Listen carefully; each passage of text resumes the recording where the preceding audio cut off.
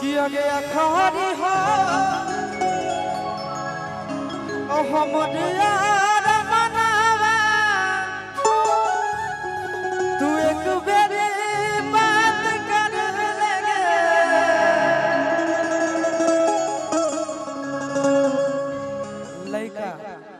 लड़का ही एक ऐसा चीज है ना कि अगर जिसके प्रति एक बार मुँह गया यानी वो जिसको एक बार दिल में बसा लिया वो कभी भूल ही नहीं पाएगा।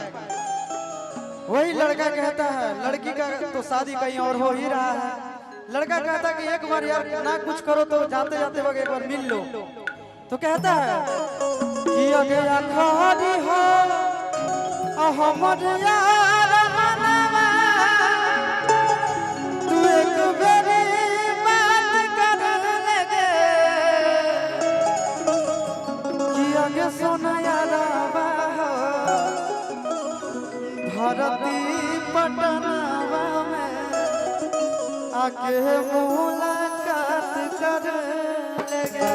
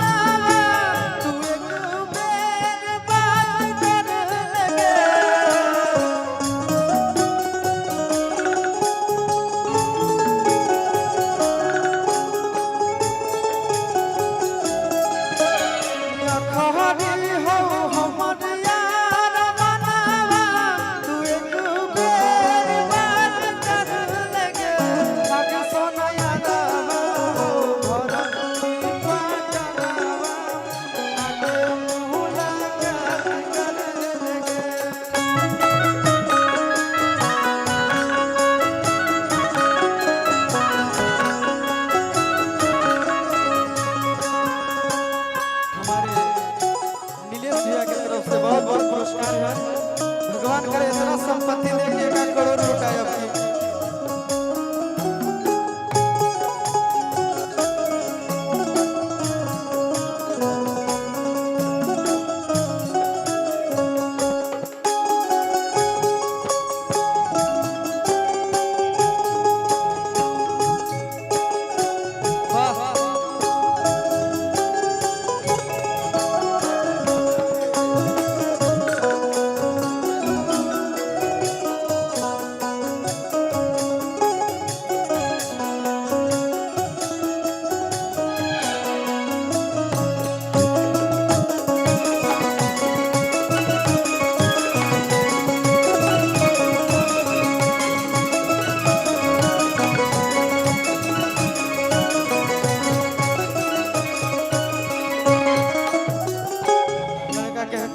बड़ी प्यार से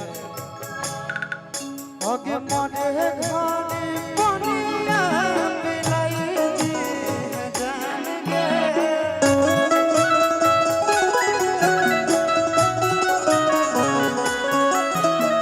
मने घानी पनिया पिलाई जी जान गे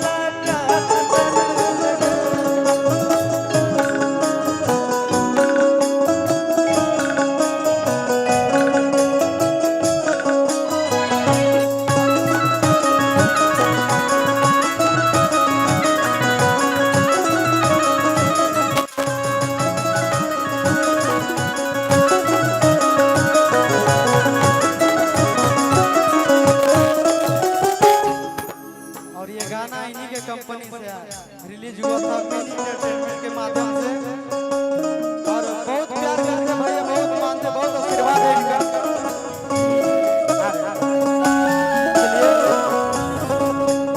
अब लास्ट में हम कुछ नहीं कहेंगे आपका, आ रहे आप सब दर्शकों के बीच हमारे बड़े भैया अमित आशिक जी, लेकिन इतना एक बार जरूर कहेंगे, ये कौन सा जिला है जी?